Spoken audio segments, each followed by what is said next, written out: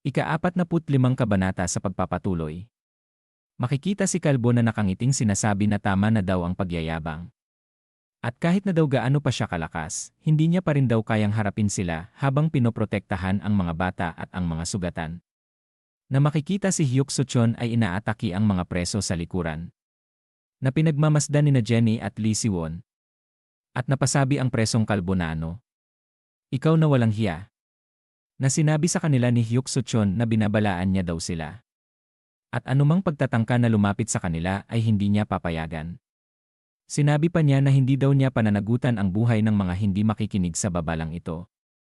Na sumigaw ang Kalbo habang ito ay papasugod kay Hyuk Soo-chon na sinabi nito na ikaw na walang hiya ka. Ang akala daw ba niya ay matatakot niya sila sa pangbabae niyang mukha. Na tumingin siya ng seryoso sa Kalbo. At pagkatapos ay nagulat siya nang umatake mula sa likuran ang dalawa na sina Lee Junyang at si Kim Jae-ho. Na hinampas nila ng mga gamit nilang sandata ang mga ito. Na makikita ang mga preso ay napaatras na naiinis. Na sinabi na naman ng Kalbo na hoy. Alam daw ba niya kung sino ang matapang na tinututukan niya ng sandata niya? Na nakangiting sinabi ni Lee Junyang na assistant leader. Maaari daw ba niyang tulungan siya sa pagharap sa mga taong ito? Na tumugon ito na salamat pero dahil daw sila ay naanyayahan bilang mga bisita. Na naputol ang sinabi niya dahil biglang sinabi nito na hindi na daw kailangang makaramdam ng pressure. Assistant leader. Na sinabi ng Kalbo na sinigaw na sige sumugod na daw siya. Sinabi naman ni Ha Dong-chul na ang lalaking iyon, sabi niya pangarap niyang makasama daw siya sa buong buhay niya. Na sinabi ng Kalbo na nagpanggap na tagabantay na ano daw ang ginagawa ng mga hangal na yan. Hirap na hirap daw silang labanan ang mga bata. Na napasimangot ang Kalbo nang sabihin ni Kang Sung na mukhang hindi na daw niya kailangang mag-alala sa panig na yon. Dagdag pa niyang sinabi na nakatingin sa kanya ito na. Kaya kung iniisip daw niyang hamunin siya, mabuti pang seryosohin mo rin ito. Nakinuha ang sandata ni Kalbo na naiinis na sinabi na hindi daw niya sana balak sumali sa laban na ito. Pero ngayon daw ay umabot na sila rito. Nasinigaw pa nito habang sumugod na bakit daw hindi sila maglaro ng kaunti. Na nagawang naiwasan ni Kang Sung ang ginawa nitong atake. Napatuloy na lumalaban ang dalawa na si Kim Jae-ho at si Lee Junyang na sinisigaw nito na ngayon sumugod daw sila hanggang gusto nila. Habang nanunood sila ay sinabi ni Ha Dong-chul na yung lalaki na yon. Nawala na daw ba siya sa tamang pag-iisip? Na sinabi naman ni Shin Woo-jik na hayaan na lang daw niya siya. At tinutupad lang daw niya ang hiling niya. Na nakatingin lang si Hyuk Soo-chon na walang masabi. Na sinabi naman ni Jenny na yung mga lalaki daw na yon. Bakit daw sila ay masyadong masaya? Na nakatingin lang ng seryoso si Lee Si-won. At pagkatapos ay sinabi pa ni Jenny sa kanya, habang makikita ang muka nito na seryoso na ang akala daw ba nila na parang palaruan lang ito para sa kanila. At biglang nanlaki ang mata ni Lee Si-won nang may maramdaman siya. Na napatingin si Jenny na nagtataka na sinabi ni Lee Si-won na ang enerhiya daw na ito ay. Na nagulat din si Hyuk Soo-chon sa kanyang naramdaman. Na makikita ang mga preso na naiinis. Na sinabi ng isang ito na buwisit. Ang mga walang hiyang ito, ang akala daw niya mga baguhan lang sila. Pero ang mga kakayahan daw nila ay hindi dapat kinukutya. Na sumigaw ito sa pasukan na sinabi na hoy. Anong ginagawa daw nilang lahat dyan? Sila daw ay lumabas na. At pagkatapos ay napasabi ito ng ha. Nang makita niya ang isang malaking tao na inubos ang mga bilango sa looban. Na makikita ang mata nito na lumiliwanag na sinasabi na narinig daw niya na nandito si Kang Sung. Dagdag pa nito na kung nandyan daw ba siya. Na napasabi ang lalaki na ano. Bakit daw siya ay nandito? Na biglang hinawakan nito sa muka na sinabi ng malaking tao na kailan pa daw niya pinayagang tawagin siya na ikaw. Makikita na patuloy pa rin sa pakikipaglaban ang dalawa. Na naiinis na sinabi ni Lee Junyang na ano daw ang ginagawa nila. Sila daw ay patuloy lang siyang atakihin. Na sinabi naman ni Ha Dong-chul na yung mga lalaki daw na yon. Pero hindi na niya daw nga kailangan sumali sa kanila. Na makikita ang dalawa na patuloy lang sa panunood. Na napasabi si Ha Dong-chul na ano daw ang naroroon. Meron daw nakakaiba doon. Na patuloy lang nakatingin ang dalawa na nagtataka. At makikita ang kadena na nakaposa sa paa. Na nagulat ang dalawa na napatingin na sinasabi na Kang Sung nasaan daw siya. Nanpatingin si Kang Sung nang marinig niya ang kanyang pangalan. Na makikita si Jipyong ay nagulat sa kanyang nakita. Habang si Lee Si-won ay seryoso lamang nakatingin. Na makikita ang isang malaking tao na ikinagulat din ng mga preso. Na napasabi si kalbo na ang walang hiyang iyon. Na makikita na tinitingnan siya ni Kang Sung. Na sinasabi na sino daw kaya ang nagpakawala sa halimaw na yan. Na makikita ang muka nito na lumiliwanag ang mata na sinabi na andito lang daw pala si Kang Sung. Na napasabi si Jipyong na sino daw yung lalaki na yon. Hindi daw ba napakalaki niya? Na sinabi na napangiwi ng bibig ang Platon leader na napatingin si Jipyong na ang dakilang Stone Ape na si Park Jae-gwang. Sino daw bang siraulong nagpakawala niyan? Makikita si Stone Ape na sinasabi pa ni Jipyong na ang Great Stone Ape. Ang ibig daw ba niyang sabihin ang master na may sobrang lakas na sinira ang mga tagapagtanggol ng Martial Arts Alliance gamit ang kanyang mga kamay? Natumugon si Platon leader na tama. Bukod pa daw roon, kilala din daw siya sa pagpatay sa mga kalaban niya pagkatapos ng bawat duelo. Matapos daw siyang mahuli sa tulong ng nakatatandang kapatid na si Kang Sung, nasa ilalim daw siya ng espesyal na pamamahala sa espesyal na kulungan sa ilalim ng lupa. Pero paano daw siya? Na makikita ang muka ni Kang Sung na seryoso na nakatingin. At pagkatapos ito ay napatingin sa gilid. Na inatake pala siya ni Kalbo na nagawa niyang maiwasan. Na nakangiting sinabi sa kanya ni Kalbo na mukhang na-distract daw si Kang Sung. Na sinabi pa nito na hindi daw niya ito binanggit kanina, pero nilagyan daw niya ng lason ang mga talim ng mga crescent moon knives na ito. Na nakatingin sa kanya si Kang Sung na sinabi pa nito na iniisip daw ba niya talaga na may ilagan niya ang lahat ng atake niya at hindi masusugatan. Makikita na pababa na si Great Stone Ape na si Jae-gwang sa hagdanan. Na makikita itong madadaanan sila. Na napanganga sa gulat si Lee Junyang na napasabi na ano. Ano daw ang sinusubukan niyang gawin? Na napangiwi naman si Kim Jae-ho na napasabi na iniisip daw ba niya na lalampasan niya sila. At pagkatapos ay matapang na hinarap ni Lee Junyang na sinabi nito na ang akala daw ba niya na malalagpasan niya sila gamit ang dalaw na yon. At biglang mabilis silang hinawakan sa ulo na itinulak pababa.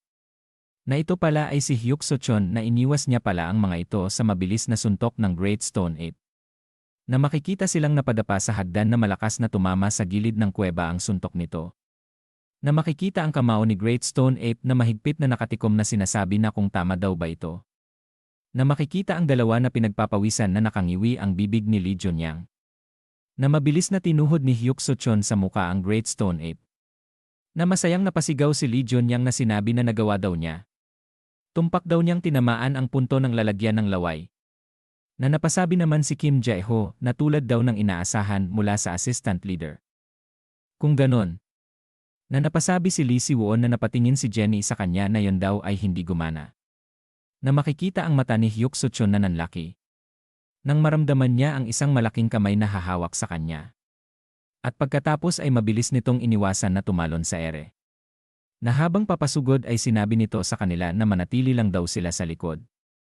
Na sinabi sa kanya ng Great Stone Ape na mga baguhan. Dagdag pa niya na nangahas daw siyang hamunin ang matandang ito. Na mabilis na nagpaulan ito ng mga suntok na iniwasan lahat ni Hyuk So-chon. At ito ay nakalapit na siniko niya ito sa tagiliran. Na napatingin si Hyuk So-chon nang sabihin sa kanya ng Great Stone Ape na walang hiya ka. Mukhang magaling daw siya sa pagpapagalit sa isang tao. Na mabilis siya nitong sinuntok na naiwasan ni Hyuk So-chon. Na napasabi si Jenny na ano daw klaseng nilalang iyon. Ang mga atake daw ni Hyuk So-chon ay wala daw talagang epekto sa kanya. Dagdag pa niya na siya daw ay mahaba ang naabot at sobrang lakas. Habang umiiwas si Hyuk So-chon ay napasabi ito sa kanyang isip na baka daw iyon ay ang Iron Body Technique. Kahit na daw ang isang atake na may 5 bituin na ki ay parang walang epekto sa kanya. Sinabi pa niya sa isip habang nakatayo sa bakal na pero kung magdaragdag lang daw siya ng ki at aatakihin siya, may problema daw sa lupa at sa kalaban. Dagdag pa niya na kung siya daw ay mas malakas kaysa sa inaasahan, baka daw siya ay makakuha ng counter-attack o matumba mula sa epekto ng labanan. Na sinabi pa niya sa isip na habang makikita ang muka na alam kong ipinagbabawal ang magkaroon ng ibang iniisip habang nasa gitna ng labanan. At biglang lang daw siya naging interesado. Na makikita si Lee Si-won na sinabi pa niya sa kanyang isip na Lee Si-won. Ano ang gagawin niya sa ganitong sitwasyon? At dito na po nagtatapos ang ika-45 kabanata.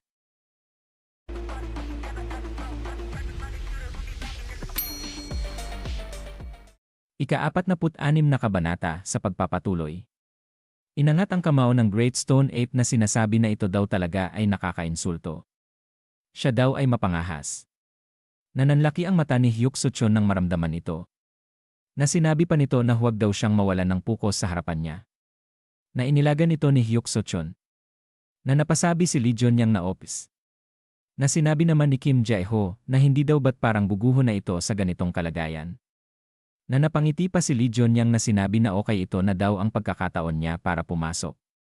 Na sinabi naman ni Kim Jae-ho na hoy. Ano daw ang balak niyang gawin? Na tumugon ito na sinabi na hindi daw ba niya napansin ang assistant leader ay nagpapadala ng signal dito. Na napasabi si Kim Jae-ho na ano?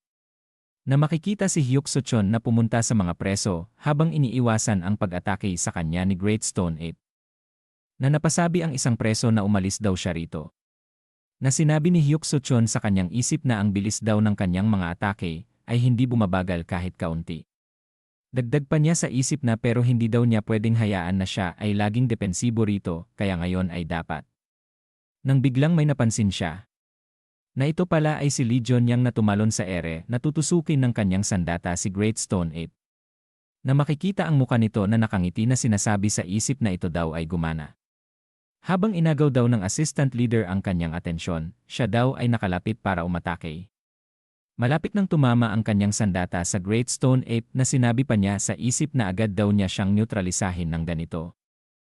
Gaya daw ng plano ng assistant leader. Nabigla siyang mabilis na hinampas ng kamay ni Great Stone Ape na ito ay napatama sa pader. Na nagulat si Hyuk Soo-chon sa kanyang nakita, pati na ang mga ito na pinagpawisan. Na napasigaw naman si Jipyong na Lee Jun-yang.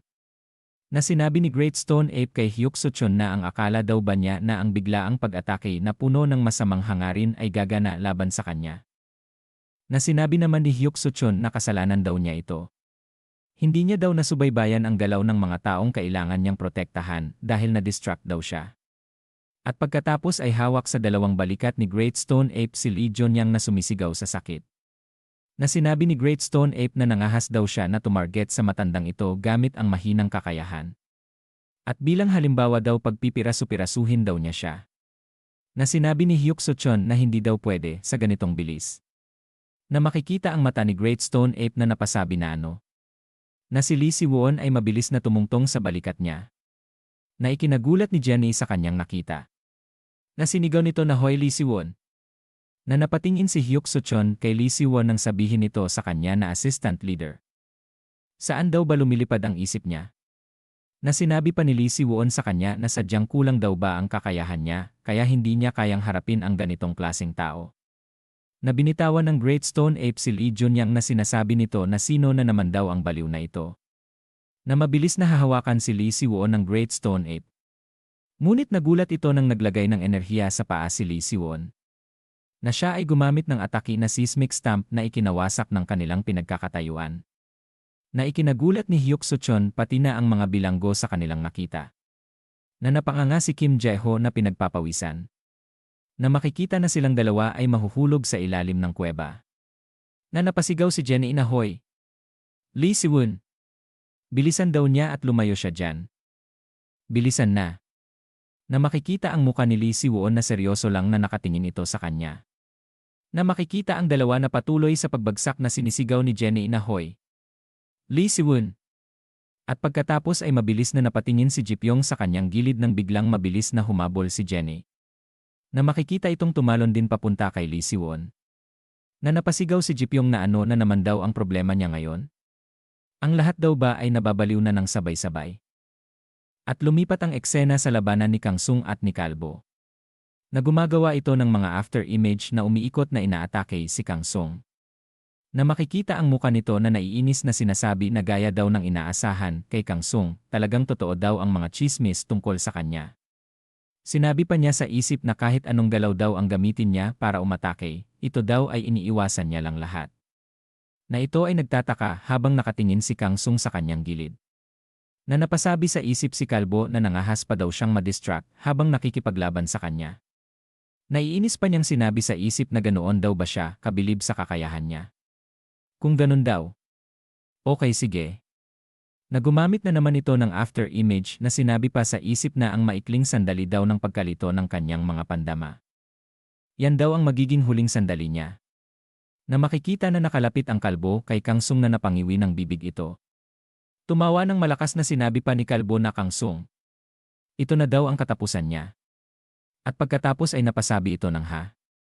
Na makikita ang ginawa nitong atake ay hinarang ng suntok ni Kang Sung. Na makikita na ang kamay nito ay nagkulay lila na nawasak ang gamit niyang sandata sa lakas ng suntok ni Kang Sung. Na nagulat na pinagpawisan ang kalbo na pinagmamasdan ang kanyang mga kamay na nagkabali-bali. At pagkatapos ay mabilis na sinundan ni Kang Sung ng isa pang atake si kalbo na malakas niyang inipit sa pader. Nagulat ang mga bilanggo sa kanilang nasaksihan na napasabi ang isang preso na may piklat sa muka na ito daw ay imposible.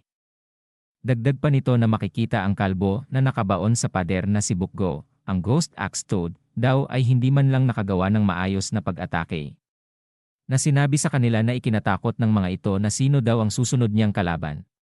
Sinabi pa sa kanila ni Kang Sung na dahil daw hindi na sila magkakaroon ng maraming oras, pwede daw silang umatake sa kanya nang sabay-sabay kung ayos lang daw sa kanila. Na makikita ang mga ito ay tinakbuhan lang siya habang lumingon ang isa na sinasabi na buwisit. Na makikita si Kang Sung na napalingon nang marinig niya na Big Brother Kang Sung. Na ito pala ay si Platon leader na sinabi sa kanya na may isa pa daw na nadamay na bisita kanina. At dalawa na daw nang biglang sinabi na nakapikit sa kanya ni Kang Sung na alam daw niya yon. Sinabi pa niya habang makikita sila na inaasikaso si Lee Jonyang na kontakin daw ang headquarters agad at ipaalam ang sitwasyon at humingi ng isang search. At bilisan daw nila ang pagtransport sa mga taong ito. Natumugon ito na masusunod daw yon. Sir, na sinasabi naman ni Jipyong na Lee Jonyang. Magpakatatag daw siya. Na dumadaing lang ito ng sakit. At pagkatapos ay tumingin sa ibaba si Hyuk Sochon na walang masabi. Naniisip niya na sinabi na inatake daw niya siya nang walang pag-aalinlangan at bumagsak kasama niya. Na makikita ang muka ni Hyuk Sochon na nakatingin lamang na sinasabi pa sa isip na Lee Siwon. Binibigyan niya pa rin daw siya ng mga sagot na hindi niya naisip. At dito na po nagtatapos ang ika-46 na kabanata.